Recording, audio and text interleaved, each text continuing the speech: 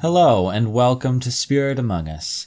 To end this week talking about knowing God, I'd like to end with the understanding of His perfection. I want to start in Matthew chapter 5, verse 48. You therefore must be perfect as your heavenly Father is perfect.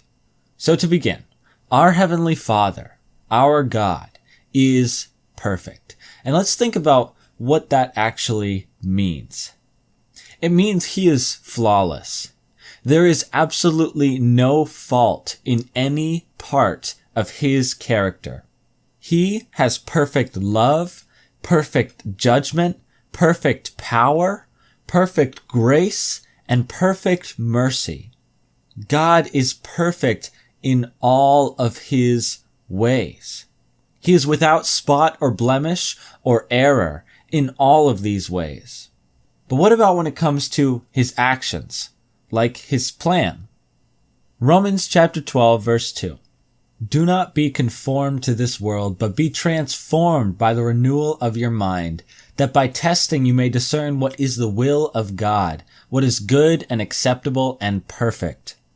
God's will is perfect. The plan He has for our lives, His will for our lives is perfect. Now, wait a second. What? Really? Really? God's plan is perfect? To be honest, it does not always feel this way. As Christians, we tend to doubt this a lot, that God's will is actually perfect, that God's plan, what He's doing in our lives, what's happening in our lives, is His perfect plan. But we don't have a God that is flawed. We have a God that knows exactly what He's doing, and His will is perfect. So if God is perfect, how do we stand with Him? James chapter 3, verse 2. We all stumble in many ways. Anyone who is never at fault in what they say is perfect, able to keep their whole body in check. We, as people, as sinners, stumble in many ways. There are many ways we fail and fall short of God. And when it comes down to it, there is no one like God. None can compare to Him. We can't even come close to His glory and wonder because He is so great. But if we are to look back and ask the question again, besides God's will being perfect, what other actions of His are perfect? Hebrews chapter 10, verse 14. For by a single offering, He has perfected for all time those who are being sanctified. Get this. Jesus was the perfect sacrifice. The one who died once to cover over all sins.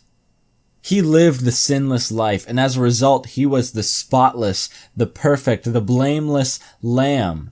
And there was no fault in His sacrifice. It was absolutely perfect before God. And now look at this. Now look at what we inherit from this. We are now perfected because of Him. He has perfected for all time those who are being sanctified. Because Jesus' sacrifice was so great, was so flawless, we are even perfected because of it, because of what He did. So, to know God's perfection is not a bad thing.